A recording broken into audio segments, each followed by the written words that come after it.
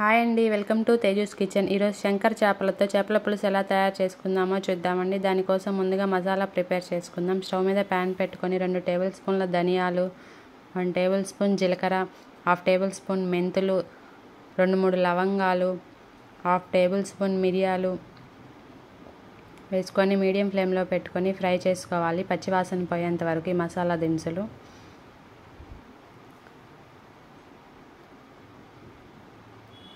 చల్లారిన తర్వాత ఒక మిక్సీ జార్లోకి తీసుకొని మెత్తని పౌడర్ లాగా గ్రైండ్ చేసుకోవాలి.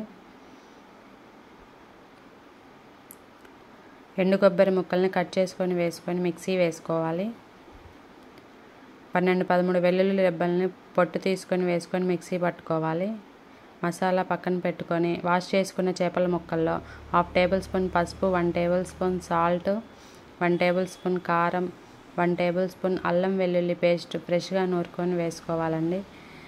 ఈ ముక్కలంతా బాగా పట్టేలాగా ఉప్పు కారం బాగా మిక్స్ చేసుకోవాలి. ఒక 20 నిమిషాలు పక్కన పెట్టుకోవాలండి ఇది. తర్వాత స్టవ్ మీద ప్యాన్ పెట్టుకొని 4 టేబుల్ స్పూన్ ఆయిల్ వేసుకోవాలి. కొంచెం జీలకర్ర, చెక్క, 2-3 లవంగాలు, 3 పచ్చిమిర్చి, 1 ఆనియన్ సన్నగా కట్ చేసుకొని వేసుకొని ఫ్రై చేసుకోవాలి.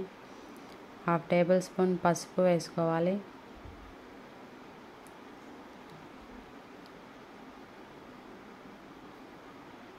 హాఫ్ టేబుల్ స్పూన్ అల్లం వెల్లుల్లి పేస్ట్ వేసుకుంటున్నాను. ముందు కొంచెం వేసాం కాబట్టి ముక్కల్లో ఇప్పుడు కొంచెం వేసుకుంటే సరిపోతుంది. పచ్చివాసన పోయేంత వరకు బాగా ఫ్రై చేసుకోవాలి 2 మినిట్స్.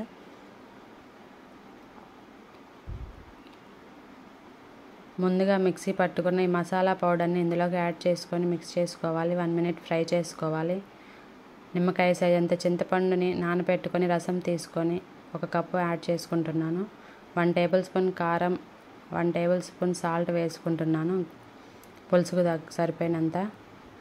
ఇందులోకి ముక్కల్ని వేసుకొని బాగా మిక్స్ చేసుకోవాలి. ఎక్కువగా తిప్పకూడదండి, విరిగిపోతాయి ముక్కలు.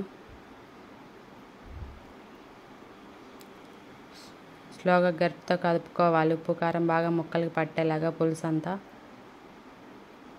ఒక 5 నిమిషాలు హై ఫ్లేమ్లో పెట్టుకొని కుక్ చేసుకోవాలి.